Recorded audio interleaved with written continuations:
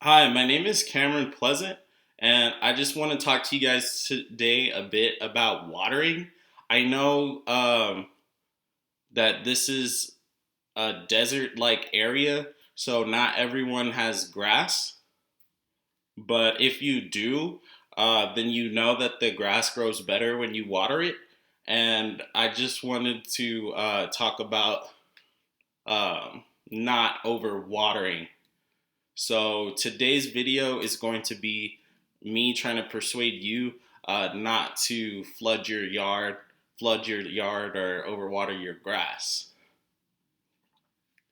So I think it's kind of easy to water your yard too much because a lot of the times when you leave the water running, it doesn't just disperse equally. So that's something I notice is that you'll start to see like a puddle or even a big old pond of water sitting on top of the surface. And you don't really want that because you can end up flushing out all the nutrients that the grass or that your yard is trying to maintain. So you can actually end up drowning your grass or your yard. So you want to avoid overwatering.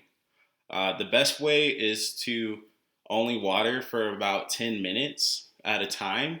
So that way you can avoid overwatering. Because a lot of times when you're overwatering, you'll see that it kind of moves the sediments around. So you'll see that like there's a drift. If the grass isn't packed down tight enough or whatever, you'll see that there's a drift. And it's not just overwatering your yard.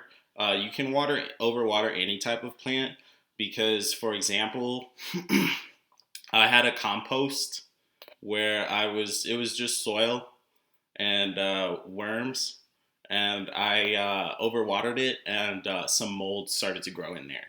And then same with a few other plants I had, where I overwatered them, and they started to get mold on them. And I found out it was because it was overwatered, and there must have been some kind of dirt that was growing mold underneath the soil. But for this discussion, I just wanted to focus on grass because I think that's what gets overwatered the most. So I'm just gonna show you what I use to water the grass because it does become a challenge watering every day, just remembering to water, let alone not overwatering. So things that I use are this little sprinkler thing. It's pretty great. And I also use this this one here. So these pretty much water the grass for me. But what I noticed, the problem I've been having with them lately, is that the sprinkler itself is supposed to rotate back and forth, so back and forth. But I'll notice that if I just leave it running for a while and I come back after 10 minutes or so, I'll notice that it'll be in one spot, not going back and forth, just staying the same in one spot. So it says it's supposed to, the manual says that you can just turn this little dial on here. You can just turn it and it'll either get it from going all the way back and forth to just going halfway or whatever. Um, but I find the only way to get it to actually turn back and forth is to constantly be turning the water up and adding more pressure, more water, so it has more water pressure. But the problem I get after that with that solution is that the water um, will run onto the wall and then run onto part of the house or any area that I don't need to be watered. So, so So you'll notice that the water starts to erode the wall. So I can't have that. So my next solution to the overwatering process, because I had to constantly turn up the water and adjust the dial just to get it to turn with this one here, was to purchase a smaller one. And I thought the smaller one would work because the way it works is it has a little screw on the end here, and that screw, when the water comes through it, the pressure of the water actually turns it back and forth. So I thought if I got a smaller one, I would be able to water what I need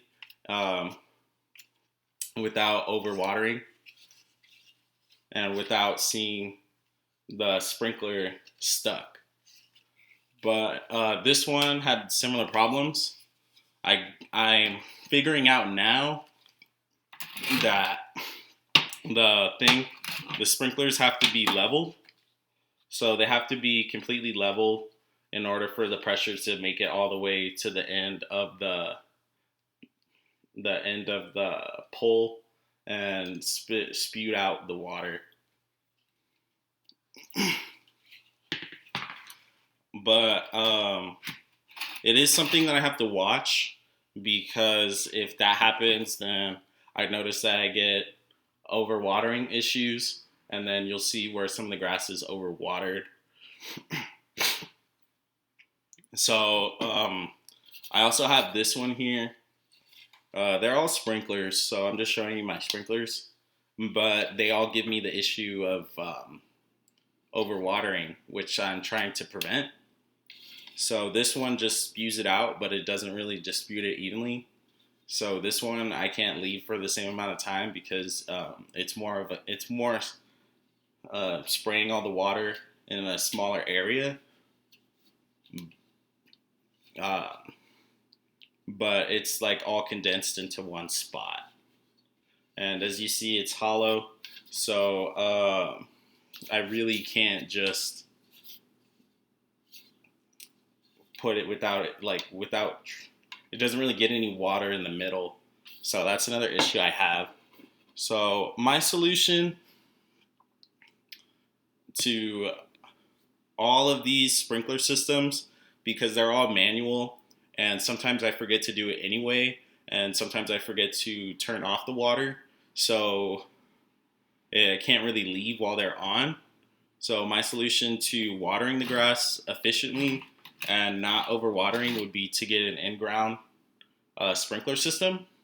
I have one in the front yard area, and it works perfectly.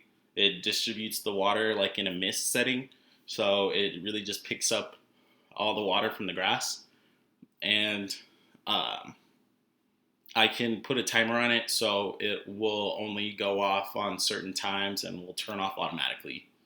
So I think if I utilized one of those or invested in one of those in the backyard area, that I would have less overwatering problems and I would see a lot healthier grass.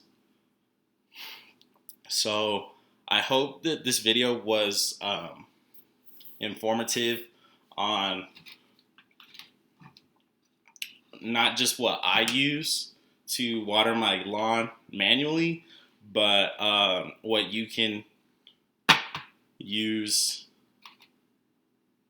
to prevent having to do it yourself, which would be an automatic sprinkler system. So I'm looking into that as a fix. I already have one in the front yard.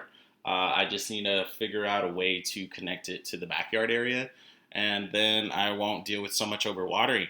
So I hope that solution works for you guys as well. If you do try it out, let me know, because that would be awesome. Again, my name is Cameron Pleasant. Till next time.